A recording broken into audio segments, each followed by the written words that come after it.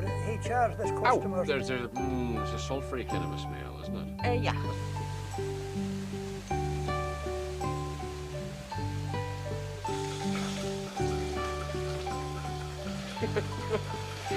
You would need something for your head too. Joe only Heine Frank, isn't it? Aye. Say that again. Right. Joe only Heine Frank. Joe only Heine Frank.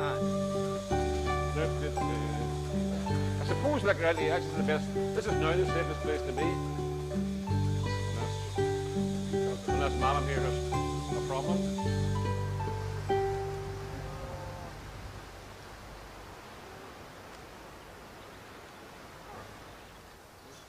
This is northwest Cavan in the ancient kingdom of Glan, once ruled over by the McGovern clan, who are still as numerous as the bushes in the valley below me. Among those bushes, the king sighted was just about discern the church tower and the rooftops that tell you there's a village down there. It's a village of great charm, and it owes its existence to a fast-flowing river, to the presence of ore in the mountains, enough timber on those mountain slopes to smelt the ore into iron, and to the enterprise of 4 long-dead gentlemen. Welcome to Swanlinbar.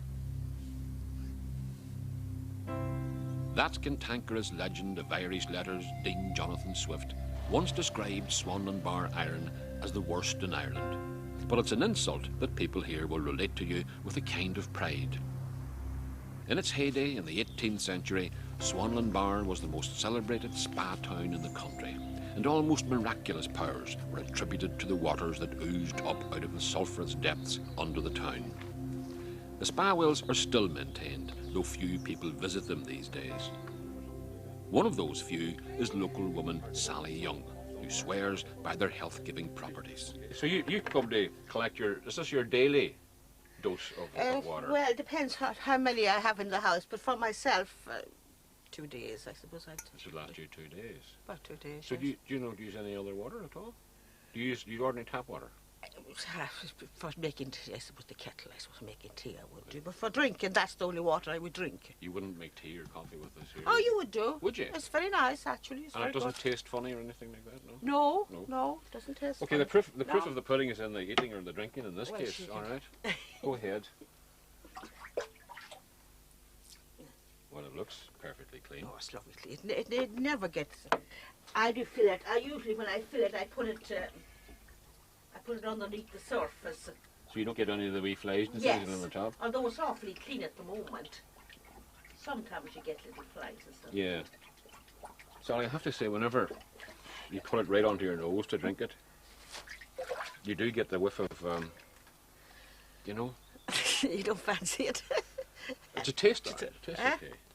Oh, it's lovely. And Okay. the smell now goes after about 24 hours overnight in the house. Oh, does it? It does, Oh, yeah. right. Well, I'll just hang about here for a day or two. Till tomorrow morning. Okay, I'll have a go at it, right. Do you find people hold their nose as they drink? I as they do, drink? yes. Do you do that as well? I do not, You don't? indeed. No. No. No, have a just, excuse me a minute.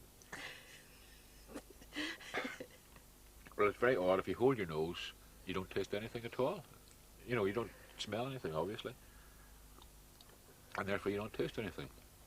Oh, I suppose you don't. I never thought of it like that. No, if you don't smell, you don't taste. But, I mean, it's tastes perfectly clean and, It is.